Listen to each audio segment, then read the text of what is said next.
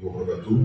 Salam sejahtera buat kita semuanya. Om Swastiastu, Namo Buddhaya, salam kebajikan. Sebelumnya marilah kita petikan salam perjuangan kita. Merdeka! Terima kasih rekan-rekan media yang sudah hadir pada malam hari ini.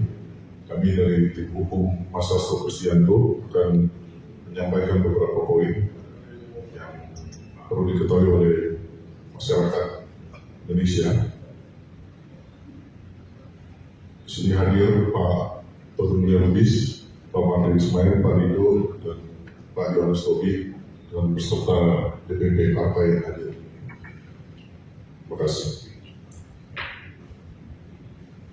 Pertama, ini adalah penahanan politik, dan ini adalah babak baru yang kami anggap sebagai serangan terhadap partai kami.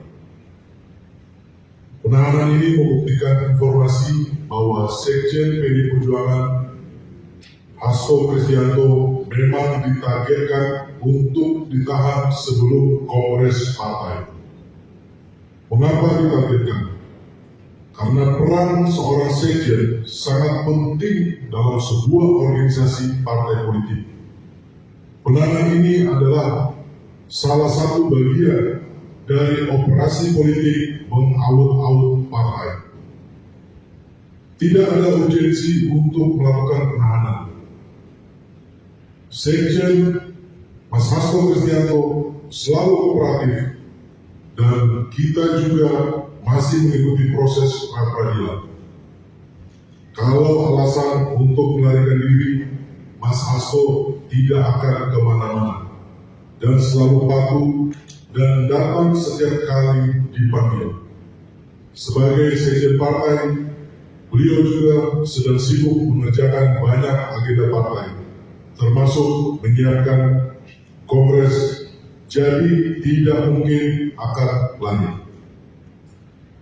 Terkait tindakan hukum yang dilakukan penyidik KPK dengan melakukan penahanan, kami menilai seperti yang sudah diketahui bersama, saat ini kami masih dalam proses pra-peradilan, dan dalam proses itu tersangka tidak boleh ditahan tanpa melalui hakim pra-peradilan. Penyidik KPK tidak mengindahkan proses pra-peradilan kendati Pengadilan Negeri Jakarta Selatan telah menjadwalkan persidangan, bahkan telah menentukan hakim yang akan mengadili perkara ini. Sesuai ketentuan pasal 82 Undang-Undang Nomor 8 Tahun 1981 tentang Hukum Acara Pidana menyatakan bahwa jika dalam proses pra-peradilan hakim pra-peradilan memutuskan bahwa penahanan tersangka tidak sah, maka tersangka harus dibebaskan.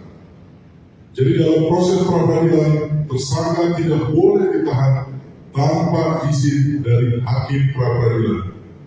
Dan jika hakim pra-peradilan memutuskan bahwa penahanan tersangka tidak sah, maka tersangka harus dibebaskan. Catatan politisasi hukum.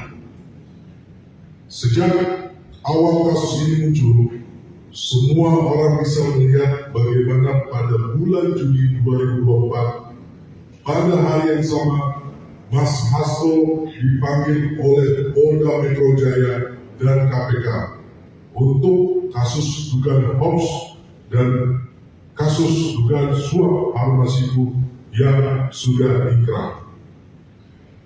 Pemanggilan ini sudah aneh dan ganjil karena muncul setelah Mas Hasto sebagai Sekjen PDI Perjuangan dalam banyak kesempatan menyampaikan sikap politik resmi PDI Perjuangan terkait kerusakan demokrasi yang dilakukan oleh pemerintah yang berkuasa saat itu, yakni Jokowi. Sejak itu, aparat penegak hukum menggunakan segala cara untuk menekan Sekjen. Babak berikutnya adalah sehari setelah dilantik, Komisioner KPK yang baru langsung menargetkan Mas Hasto dan langsung menjadikannya sebagai tersangka.